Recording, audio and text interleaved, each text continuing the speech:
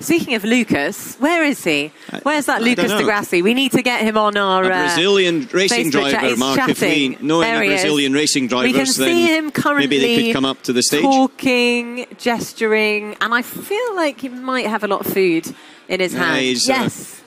Hopefully he'll come over and join us. He will do in a second. Have we got one more just to... Yes, go on then. What are the developments? Because Lucas does talk a lot. I will tell you that. He's probably got another minute or two here. What are the developments in the new car from Jason Birchall?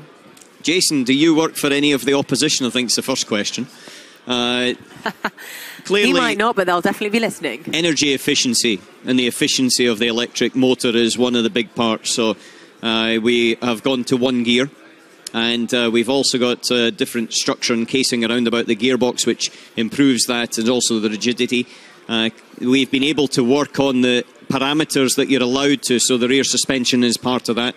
The wheels and things we've already taken over from last year, but principally it's on the drivetrain aspect of it. And there's been a big development there to ensure that we've got much, much better efficiency than we had already. And that has been a hard work between, I would say, Audi Sport and also... Thank you very much, sir. Oh, how very kind. No, you were actually switching to you in a wee second. But I will take the coffee. He was doing all the talking. And so there's been a big switch there, but Audi Sport and Scheffler have worked quite hard over the winter because we realised where the competition were, and we needed to pull out all the stops to make sure that we still stayed ahead of them in 2018 and 19. So right at this moment in time, we do another pit stop, and I shall switch over to your Formula E season 3 We might not have that pit stop for much longer, but hey-ho. My boss used to be my teammate, now he's my boss. How is that, actually? That is I think that's a very interesting question. Yes. Yeah. Do you want it? How does that feel? Yeah, your teammate being turned into your boss. The first race that I did in Audi was with Alan. With Alan and Tom. Interlagos 2012. No way. And then we raced again in Sebring together.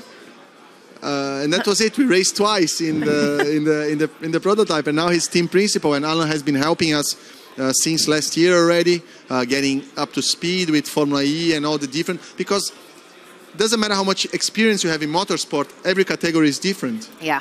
And so everybody that is doing this transition from Audi, let's say LMP or prototypes to Formula E, we need to get them with the Formula E mentality and get up to speed with the Formula E requests, needs, importance, priorities, etc. So was he the right man for the job?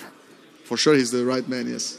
Now we do have a question actually from somebody who wants to know, what are your thoughts on the upcoming eGT Championship? I think that's the electric GT Championship. To be honest, there is there is at least 2 championships. Starting, there is the Electric GT Championship, and there is the support series of Formula E, also coming season 5, which are Electric GT. But I have very little experience with GT cars anyway. I did only a couple of races like Macau and Nordschleife, and so I'm not a GT specialist. So the chances I would drive a full championship in Electric GT is almost zero. Misha wants to know, what do you think is the most significant change to last year's car? Well, I guess I'll have to say the design. It's just amazing, but also every single component that we have in the car has been changed.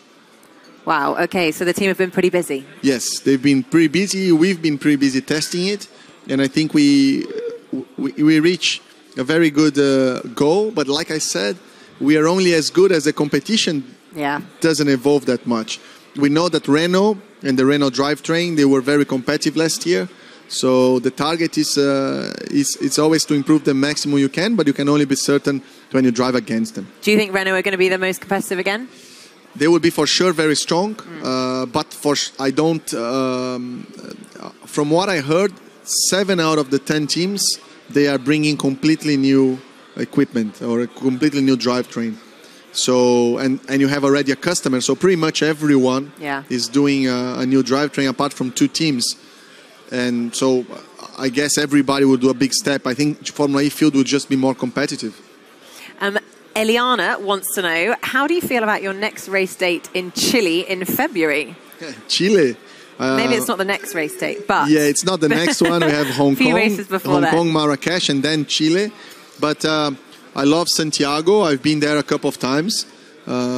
Almost all the times I went there for skiing because we have no snow in Brazil.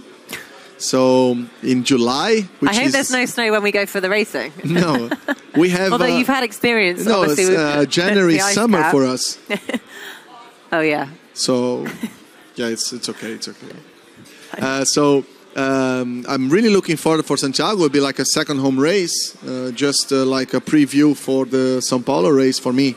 But I'm sure that the Chilean fans, they will be full there cheering for us. This is a good question. Alistair Lindsay wants to know if you anticipate Audi or Schaeffler becoming involved in some manner with the robo-race concept. Good question. Yeah, it's a good question. I like that one, Alistair. Robo race is something which I helped to start 1 year ago. And to be honest, we underestimated the challenges of becoming a driver. Which means that, of course, the artificial intelligence is something completely interesting for us to develop. And for me, the more we develop robo-race, the more we can get motorsport to the true purpose of motorsport, which is the driver are completely in control. The driver makes the difference, not the equipment. And that's the purpose of what I'm trying to make robo-race happen as a challenge, as an event.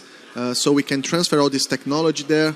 We can work with technologies that are very relevant for the road, but not relevant for motorsport. And then it would be just another showcase, it would be just another series which is fully focused on technology, and then they can leave us alone to do what we want, which is to drive the car. So what is the plan for Robo-Race? Obviously, we see Robo-Race coming and doing a bit of testing at some of the races. What's going to happen next? The next step for Robo-Race is to keep improving on the software, on the hardware, and bring in more companies, OEMs, Tier 1 suppliers, sensors, technology companies, universities, to join the program and to start showing their technology in autonomous vehicles.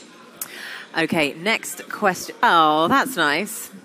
No, you can't read the questions. Why not? Wait, just because that's cheating. I only picked the ones I want to ask you. Abdullah Makwar just says, I just want to say that you're my favourite driver and I love what you're doing with Robo-Race. Yeah, thank you very much. That's a very nice comment. But let's choose this question from RF19. Interesting name. If you could choose, which city should have an E-Prix that hasn't had one yet? All the best for season 4. Oh, that's a very good question. And I think I will answer Tokyo. Because nice. Japanese fans love a bit of street racing. Yeah, they love motorsport. Style. They love racing. They are fantastic. We did a demo with a Schaeffler car last year there, and there were a lot of people on the streets. They're very nice. The city of Tokyo is amazing. So Tokyo for sure has to be on the list. Another question, actually, back on to the Robo-Race from Sven Kannenberg. Do you think there might be a risk that double the burden of driving, but also being CEO of Robo-Race is going to affect your concentration? No. Of course, the priority is in Formula E. My priority is to win another title for Audi, for Schaeffler, for Abt, for myself. This is my main job. But Formula E, we have no testing between races. We have a limited amount of days we can run. The race itself is only at the weekends. So I have a lot of, not a lot, but I have some free time. And this free time, instead of doing nothing like many of my other colleagues, drivers, I will be fully focused on trying to develop this company, and it just will not affect at all my concentration on the amount of effort I put into Formula E. Well, I guess not racing in the World Endurance Championship suddenly frees up quite a few weekends. Exactly, that's another point. It's the same as saying that I won't. Actually, that's actually my main point. I forgot to say that I prefer to actually focus on this, which is something completely new, completely for me very interesting, than to do another series in parallel than Formula E. Yeah. Which is not relevant. So I prefer to focus on Formula E, my racing career with Formula E, with Audi. That will be amazing. And then on my spare time, I do a lot of other stuff apart from Robo-Race, but Robo-Race is now a good challenge.